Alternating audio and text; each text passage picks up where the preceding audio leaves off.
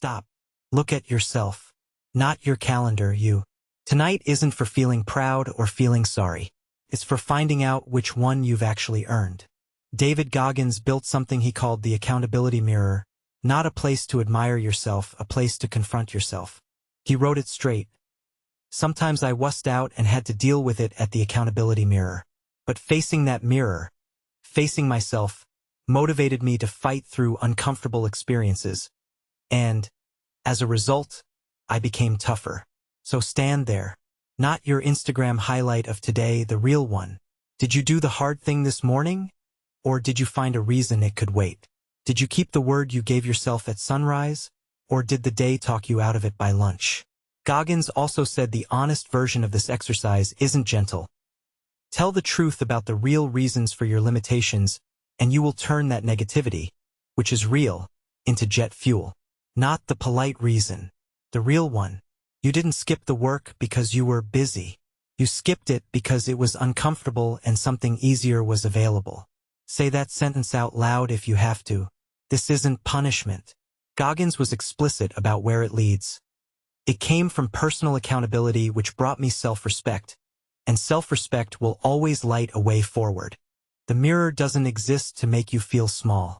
It exists because the alternative, walking past today without looking at it, is how weeks turn into months of unexamined drift, and drift always feels like progress right up until it isn't.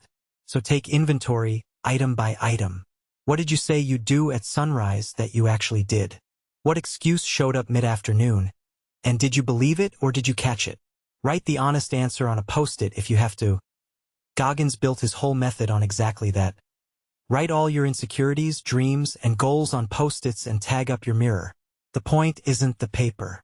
The point is that vague self-assessment lets you off easy, and specific self-assessment doesn't. Friedrich Nietzsche raised the stakes further than any mirror can. In The Gay Science, he proposed a test. What if you had to live this exact day again? Not once, but innumerable times more.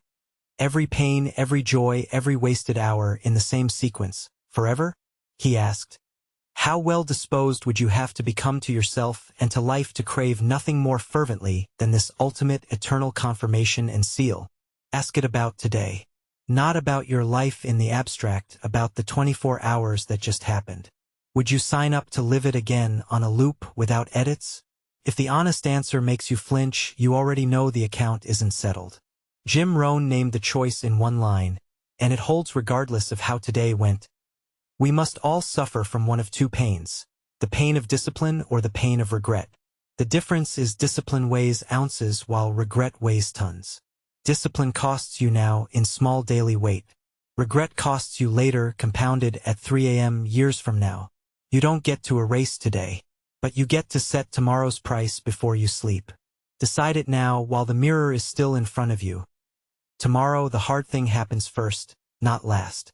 Tomorrow the excuse gets said out loud before it gets acted on so you can hear how thin it actually is. Nietzsche's test doesn't end tonight. It resets tomorrow at the exact moment you wake up. You don't need to make today's version of the day repeatable retroactively.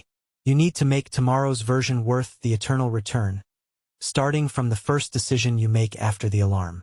That's the only place the test can actually be won. Not in the reflecting, but in the next 24 hours you haven't lived yet. So close the account honestly. Ounces or tons, you chose one today, and tomorrow the scale resets to 0. Nobody is coming to make that choice easier for you, and nobody should. That's the whole point of the mirror. Before the sun's up, someone else will already be standing in front of their own mirror, telling themselves the truth. Your morning companion opens with exactly that: Jocko Willink, Tim Grover, and Kobe Bryant, waiting to make sure regret doesn't win 2 nights in a row. Tomorrow, win before they wake.